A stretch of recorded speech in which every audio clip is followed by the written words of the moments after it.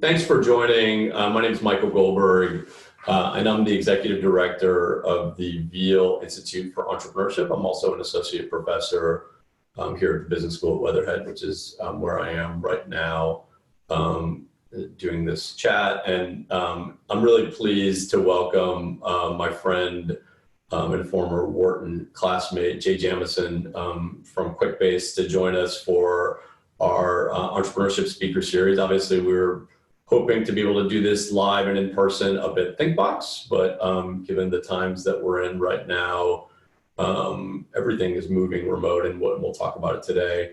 I'm joined here in my office, but at a safe social distance by Cullen Thornton, who's a great senior marketing student here at Weatherhead. I am going to kind of shift the camera over to Cullen, who will drive the discussion today. For those of you that are watching either on Zoom or on Facebook Live, go ahead and indicate, if you're on Zoom, indicate in the chat that you would like to ask a question. There's an opportunity for you to raise your hand.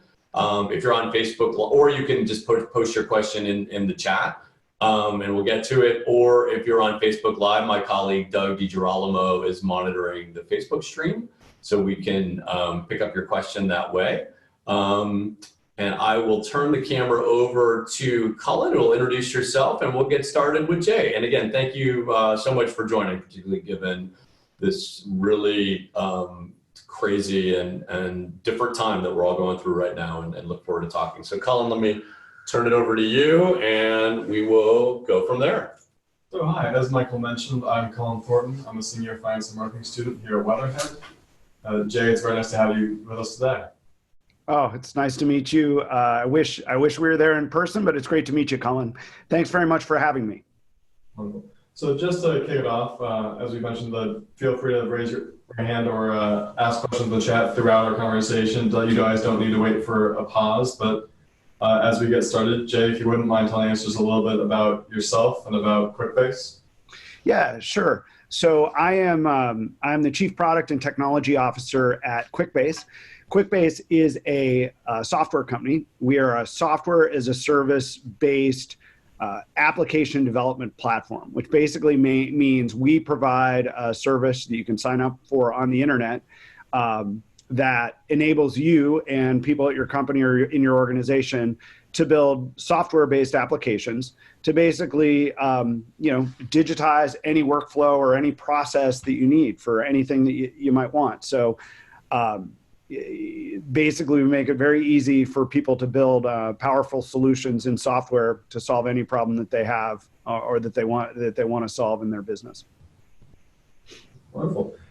And so you mentioned this a little bit during our pre-recording discussions, but the question I think everyone's thinking is, what is the operational philosophy for a software as a service company during a global crisis like that with COVID-19? That's a great question. So I think that obviously the first priority for any company in any industry is focusing in on the safety and well-being of their employees and all the stakeholders that they work with. So I think at this point in time, what job one for us, and I know for any organization, Case Western and the state of Ohio broadly taking very aggressive steps as well, has been focusing on the health and well-being of our employees. So for us, that's meant moving aggressively into a work from home and keeping everybody at a distance. So our offices in Boston, in Salt Lake City, and in Sofia, Bulgaria, where we have a development team, are all shut down until further notice, and we have people working from home. And aside from that, we have a variety of different steps in place to help our employees ensure that they have resources they need to both be productive, but really importantly to stay safe and healthy.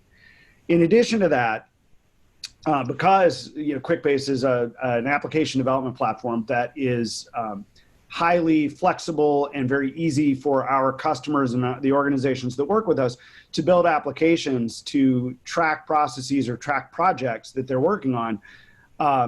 We have a number of customers that we're working with, in real time, like as we speak, on helping them build solutions on our platform to help them address, their own coronavirus and COVID-19 tracking and implementation plans. So we're dealing with anything from networks of nursing groups that we work with, to state health organizations, to universities, to towns and cities throughout the United States. They're trying to implement plans and sort of track where are they in terms of their readiness and implementation of plans, and across a variety of different scenarios dealing with this problem. They're trying to use QuickBase to basically build applications that help them track different parts of projects that they're trying to spin up and take action on really quickly. And so our job right now is to try and lean in and service them in any way we can. Thank you for such a comprehensive answer.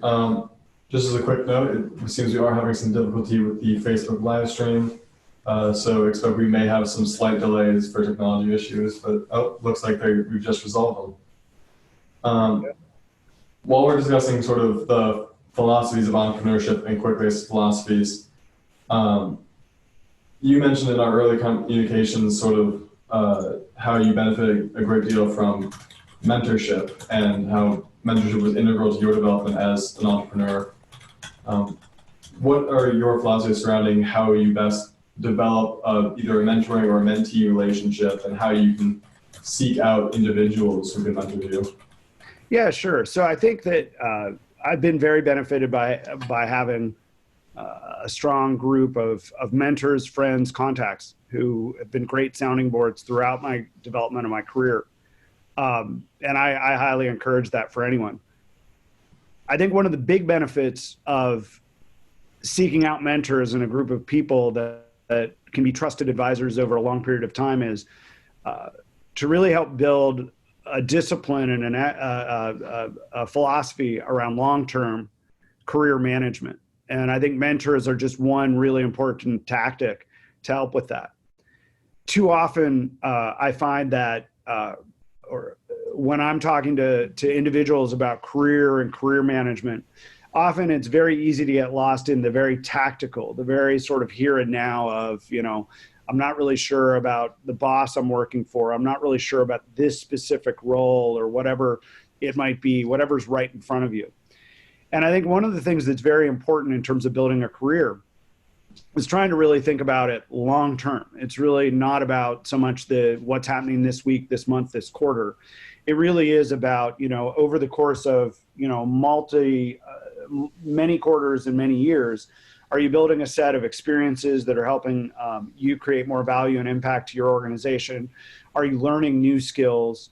Are you building relationships with customers, with channel partners, with other employees that are helping you learn? And I think that having a mentor and building a group of mentors and relationships that sort of help you stay on that path of realizing it's not so much a short-term game as it is a long-term game built up by striking habits and creating experiences month in and month out that really starts building a career. That's what I think becomes really important. And that's how I think mentors help, because they tend to be very effective at helping you stay grounded in the long-term nature of what it is that you're trying to accomplish. Well, now you mentioned gathering experiences to be a really important part of developing yourself. You mentioned again in our earlier conversations about coming from the Jamison family of Jamison farms, the land farmers who were farm-to-table pioneers, and then even spending a period of your early career pursuing acting in New York. I think a lot of people would look at these as being non-traditional routes towards developing yourself as an entrepreneur, but if you could speak to sort of how those helped you become the man you are today. Yeah. So you are right. I grew up on a farm. My parents started a sheep farm when I was about 10 years old. It's called Jamison Farm. They're still selling all natural free range lamb today. They've done it very successfully, and I'm very proud of what they've built and what they've achieved. And you are right out of college, instead of heading right into technology or software development, I was an actor in New York. And both those experiences I'm very proud of. Both those experiences helped and shaped a lot of what I do. I think that there's a tremendous amount I take from both. And I guess the messages I would say are, first off, don't ever let anyone tell you what you can't do. It was a funny story that I often remark on is I immediately before QuickBase, I was a vice president of strategy at Hewlett Packard Enterprise. Coming out of business school, I interviewed at Hewlett Packard, and 10 minutes into the interview, the interviewer stopped and said, look, I really enjoy what you're saying here, but I can tell you right now, there's no chance that you will ever have a job at Hewlett Packard.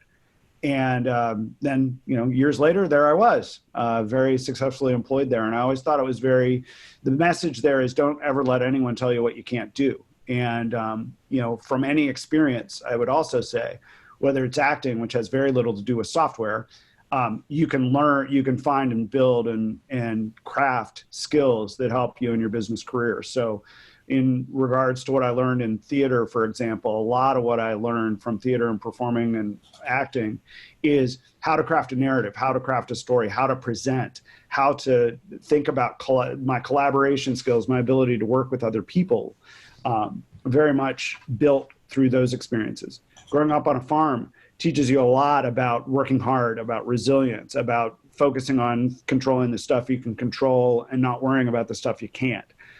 So the point there is there are lessons in any experience, and it's important for you as the individual to figure out what the lessons are, take them, hone them, and grow from them.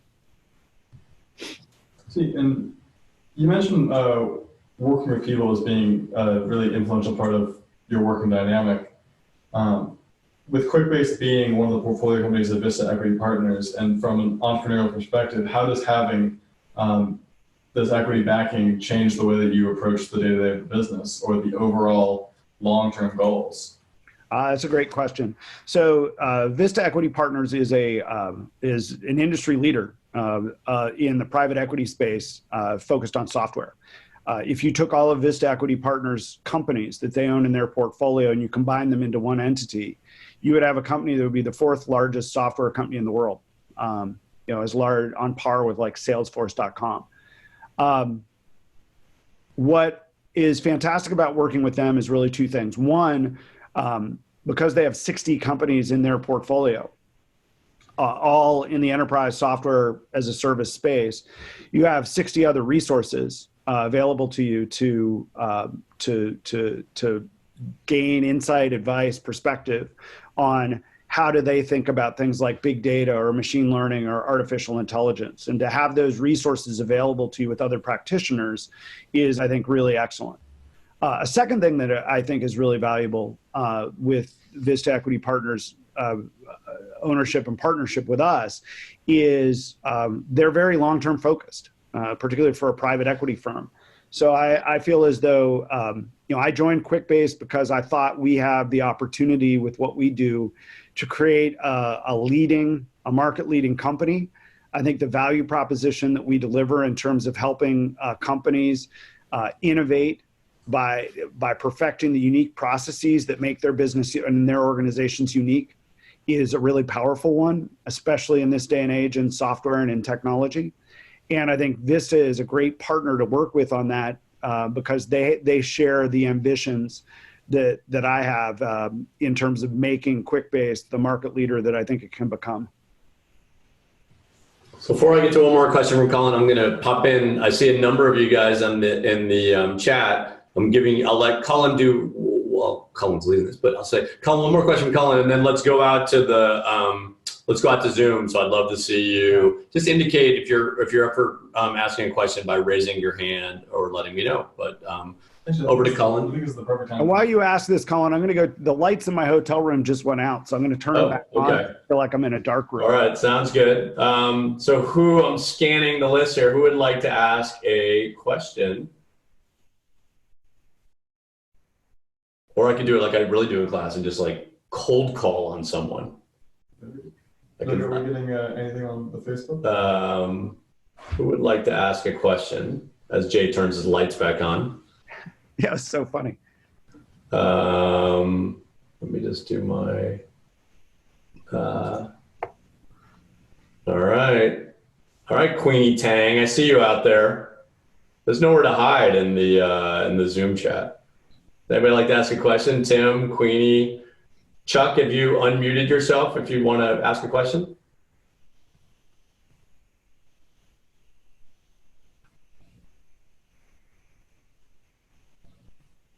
All right, I'll go back. Let's go back to Cullen for one quick one, and then I am going to call on somebody from the group. So I see your names out there, students of mine.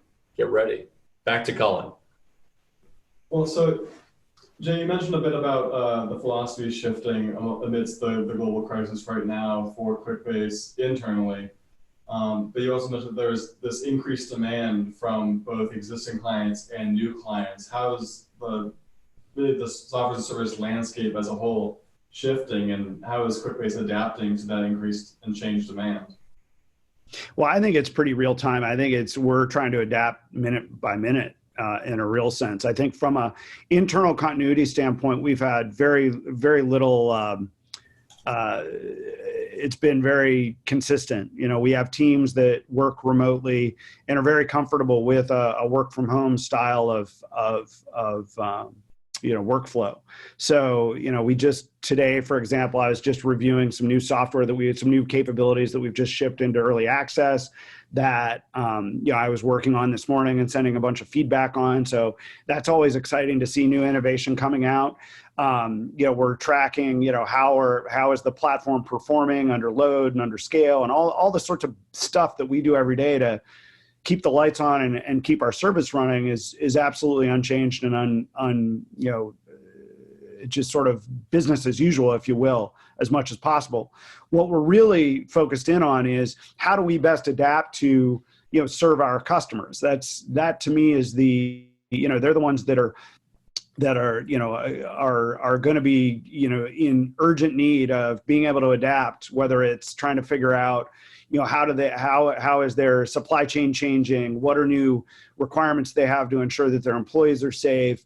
What are new contingency plans they're putting into place? And so where we're very focused right now is just all on what else can we do to serve and address the needs of our customers as they come about. And we're trying to acknowledge that they probably don't even know themselves, and that could change day to day or hour to hour. And so we're just trying to do our best to be as responsive as humanly possible to whatever their needs might be, and try and serve them to the best of our ability. Wonderful. And again, I think JP is going to ask a question. Cool. Yeah. Hey, JP. Sorry, still figuring Zoom out myself. Hello, Jay. My name is Jonathan Shimp. I'm a full-time MBA at Case. And I had a question about the culture when you were acquired by a private equity firm. So the company I'm going to work for is an aerospace firm, and they kind of are a conglomerate, and they kind of act as a private equity. And I wanted to know what QuickBase was kind of like when they got acquired, and what the relationship was between the parent private equity and QuickBase. Thank you. Yeah, that's a great question, Jonathan. So QuickBase has an interesting corporate history. It was a startup started in roughly the year 2000, 2001 by some grad students at MIT. It was, and they built a proprietary database as a service with a lot of the core capabilities that sort of serve as the foundation of QuickBase today. And in many ways, they were ahead of their time, and they had built something really powerful and unique. And they were acquired by the company Intuit in, I believe, 2001. And Intuit, of course, the maker of TurboTax and Quicken and so on and so forth. In 2016, Intuit spun them out to a private equity firm based in New York, and QuickBase was then set up as an independent entity. And I joined about a year after that in 2017. And what I would say is, I think that the work that we did, now, different firms are different, they have different cultures and different, goals and objectives and so on. But I think what was really valuable for QuickBase and the private equity firm, which was named Welsh Carson Anderson and Stowe, excuse me. Welsh Carson and QuickBase, I think, came together, and it was a really strong match because I think in some ways QuickBase benefited from Intuit's ownership, but in some ways what customers needed QuickBase to evolve and become was different than the way Intuit as a corporation operated. And so by spinning QuickBase out independently, And by having individual owners, Welsh Carson at that point having ownership of the company, it enabled us to make changes that were very in line with what I think our customers needed. And so what I would say about private equity ownership, as I experienced it under Welsh Carson, and it's certainly been continued under Vista, is you have the ability to take an asset like a QuickBase and really focus the financial owners and the management and the employees all on a unified way of thinking about, this is what our customers are hiring us to do, and this is how we need to operationalize and take strategic direction forward in a manner that's best suited for our customers and for the market opportunity ahead of us, as opposed to being kind of one subsidiary among a much larger entity that has a bunch of different conflicting goals. I think that independence has been very beneficial for us because it's enabled us to better serve our customers. So I think that to wrap it around to what you might be experiencing when you move into the company you describe is, I think the real question and the real test is the private equity firm and is that ownership structure helping drive better focus and alignment between the company and its customers and the target that it wants to go for? And I think that to me is probably the single biggest question to ask and assess as you think about private equity's ownership of a certain firm. Great. Thanks, JP, for the question, and Jay for your answer. Vaibhav has a question from the Thank you. Hey, Jay, question about what happens next. Right now, you're ramping up capacity to help your clients with the coronavirus, now offline, online networking. What happens 6 months from now when things kind of get settled back in? What happens to the capacity that all these companies will accumulate over next 6 months? And how do you, have you guys started thinking about that already? Or right now, well, we don't have time to think about that. Yeah, that's a great question. I mean, I think that for us, it's still pretty, this is all very real time. So, broadly speaking, what I would say is we are very comfortable with the ability for our platform to scale. So, what I think about from a product development and, the product innovation that I'm trying to lead into our business is really three things. First is we as a platform have to be very trustworthy. And what that means to me is we've always got to be scalable. So we've got to be able to have enough capacity to handle whatever load gets thrown at us. We've got to be secure. We can't lose data or have a data breach. And we've got to be very manageable, meaning helping customers be able to set up and build the solutions that they want and provide the right access to the right people in their organization. So that to me is the fundamentals. And I'm very comfortable that as we go through this period in 6 months or whenever things come back to normal, I expect that we'll continue to invest to scale and deliver the foundational elements of our platform now and in the future. That to me is job one. In addition, we're in the midst of a very aggressive overhaul of our user experience and how to make the product more approachable, simpler to use, more modern looking, easier on a mobile device, better looking charts, graphs, and so on. And we need that, we need that work done irrespective of, what's happening in the here and now. And our teams are going to continue to be working on a set of refactoring on our user experience now and in the future. And that'll be something that continues. And that roadmap, we'll see pieces of that throughout Q2 and throughout the rest of this year and into next. And I expect that to continue well beyond, the coronavirus challenges we're dealing with. And then the third thing is we have a new product we just brought to market last month called Pipelines. That's the result of a company we bought last summer. And that's a very powerful it's a new frontier of capabilities for QuickBase.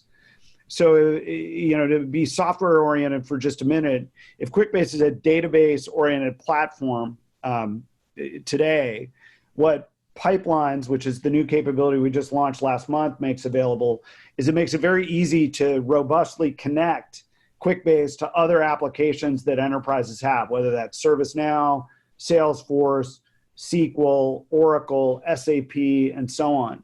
And our customers are very, very hungry for that capability because it takes the power and flexibility of QuickBase and it helps them connect it to the rest of the software they have in their environments. And we've just brought that product to market, and we know already that we have a lot of customers that are very, very interested in that. So our job, as I see it over the next 6 months, with coronavirus or without, is to continue to help showcase to customers the power and the flexibility that capability entails. So I expect those 3 priorities will remain in place, and it's just a matter of how disruptive does the current public health scenario, how disruptive does that become, and what does that force us to change in terms of how we prioritize and how we roadmap different things. Great. Thanks, Vaibhav. Tim Van Oss is going to ask you the next question. Great. Yeah, hi, it's Tim again. So my question actually is sort of related to that, and it's not anything I'm going to hold you to because I'm asking a question as a customer.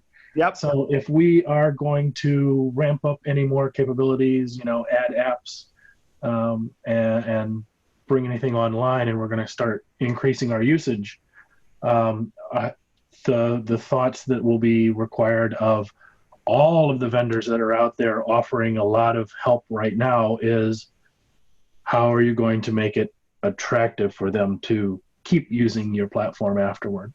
Yeah. So if the question is kind of like, well, what happens after this, and how do the economics work? Which is that what you're getting at?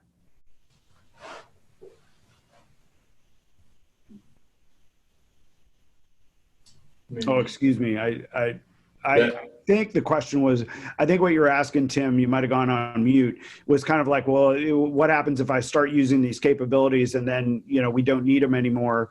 Are the economics, going to be something that we can work with you on?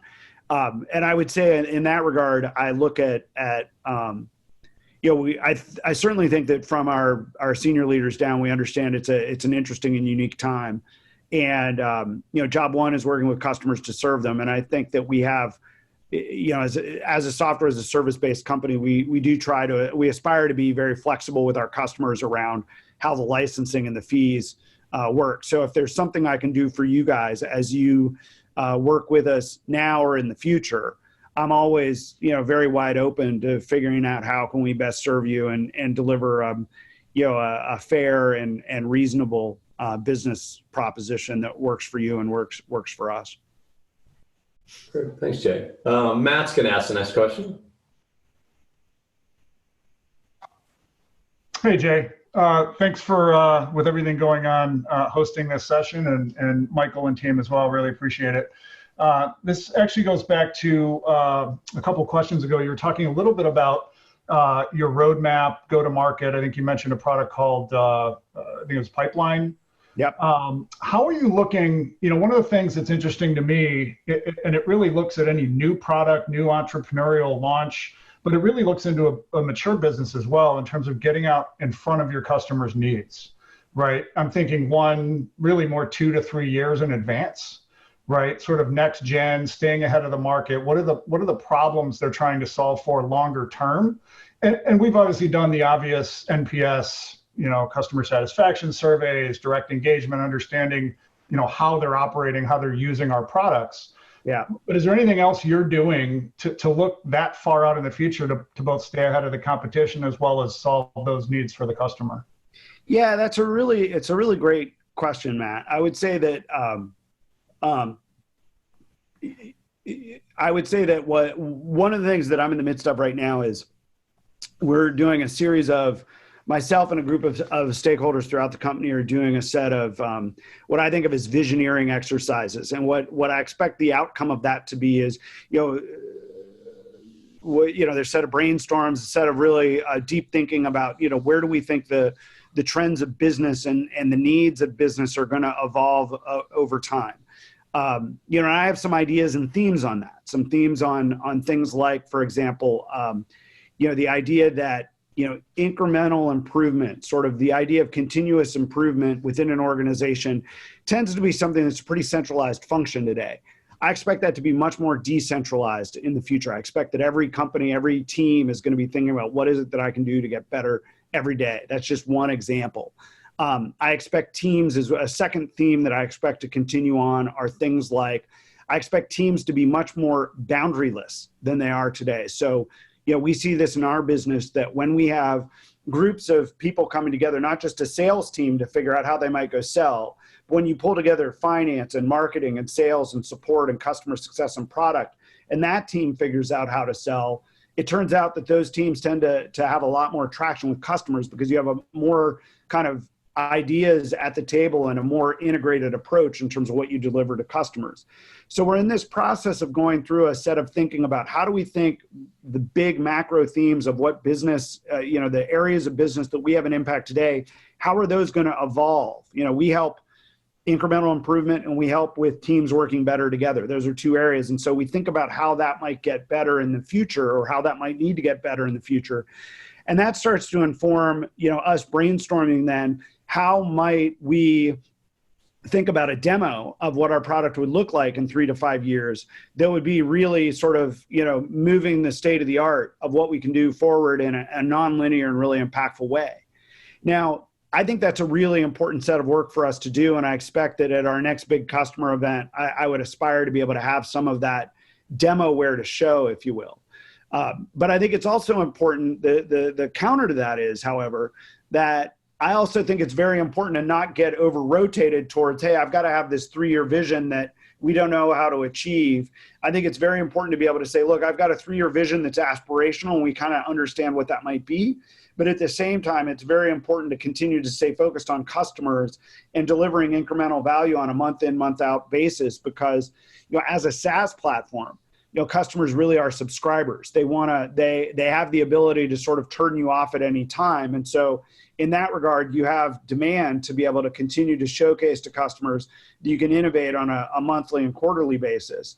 And so it's a real balancing point of how do I showcase that month in, month out innovation and have a vision for what, that sort of what the possibility and the potential of the future might be. But to sort of wrap it back to a very short answer, I would say there's a process we use to envision what are the big macro themes we think are going to evolve in our business, and how do we think those will evolve? What will customers want in the future? And then how do we sort of get creative about how we might adapt our offerings in the future to be able to deliver something that might be, really pretty far out. And then you kind of work backwards to, okay, well, what's that going to mean for, our approach to virtual or augmented reality? What's it going to mean for AI? What's it going to mean for visualizations and big data and analytics? And that then gives our technology teams, things to ponder in terms of what we might roadmap and actually build. Great. Thanks, Matt, for the question. Maybe I'll take just just to be mindful of time, Jay's time, everybody's time. I'll ask the last question. Jay, we're both parents of teenagers. This generation hasn't been through. We lived through 9/11. We lived through the 2001 crash. This time of challenge that we're facing in the country right now, and the resilience that it's going to take to get through this as a country, as businesses, as entrepreneurs. I'm sort of curious as you had conversations with your sons about what we're going through right now, and you think about what lies ahead, what do you think, and what kind of advice do you have about kind of the resilience that's necessary for you as a leader, QuickBase as a company, sort of our country to kind of move forward through this crisis? Yeah, that's a really great question, Mike, and I appreciate it. I'd say I probably have 2 points that I focus in on. One is sort of a keep calm and carry on style of approach that, being anxious and being stressed out or upset is certainly not going to help anyone. And so I think calm and confidence is really important sort of at an individual level. I think at a group and societal level, I think it really is, I'm trying to sort of push, myself, my family, my sons and our company and friends in other industries or in other lines of work, that just this, the call to action that I'm trying to push myself on is really just, we all can and need to do better. We need the demand of ourselves in government or whatever, in business, in education, that we seek more solutions. I'd say that, obviously this crisis comes at a time when the country's been quite, at least in the United States, has been quite divided. And, every time you turn around, you got people pointing fingers at, one party pointing at another party, or government pointing their fingers at business, or business pointing their fingers at government.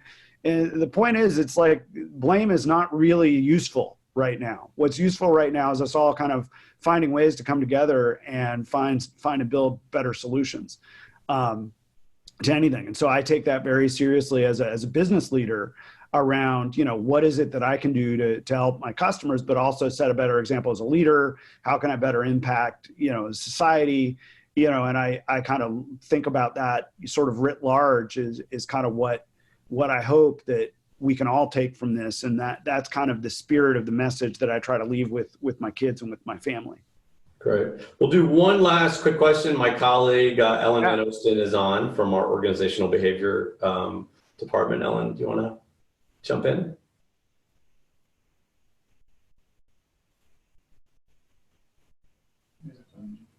I have to unmute Ellen. Okay. Sorry about that. Okay, go ahead, Ellen. Sorry about that. That's okay. Yeah, not a problem. Jay, thanks so much for being with us today. I'm My pleasure. Really learning a lot from you and inspired by what you're sharing with us. Just to tag on to what Michael had shared, similarly, as a leader and a business owner, there's so much coming at you and so much coming at so many of us. There is no script, right, for what we're dealing with now and what's to come. How do you personally keep yourself kind of healthy and whole through this? What are your kind of practices that are helping you just to cope in the midst of this challenge? Sure. So I think, in addition to just sort of the mantra of keep calm and carry on, I think one of the things that I think a lot about is, it seems to me that, at a personal level, it's like hunker down and focus on the basics. So beyond the notion of, hey, wash your hands, don't touch your face, and practice social distancing, the things that I'm focused on right now are, get exercise every day, get, good sleep every day, find tactics to avoid stress.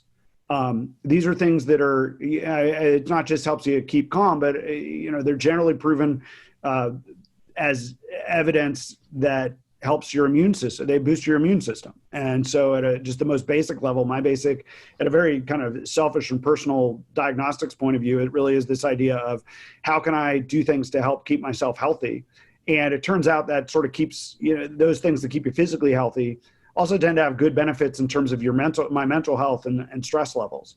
And I think that, for what it's worth, I think that those basics tend to just help, because I find that when I get out and go for a run, it's just a nice way to not be thinking about all these things that are going on. And it gives you a little bit of calm and relaxation to be able to handle, some of the stresses that we're all dealing with right now. And it helps that stuff seem, just a little less pressing. So those would be the things that I would share.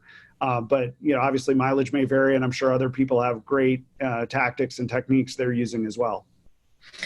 Well, I think in the face of what's coming at us, right, it's easy to lose sight of that. Even just like basics like get good sleep and get out and exercise, because it's easy to just be glued to our computers. And now that's kind of our way of life, right? And doing business for the foreseeable future. So thanks for, pointing out the basics are really important to not lose sight of. So, and I would add to it. Yeah, I've also I've completely eliminated using Twitter for that reason, because I felt like Twitter was, it can be very informative, but it's gotten pretty, it's gotten so, it's gotten to a point where it's not helpful for me. So I stay away from it.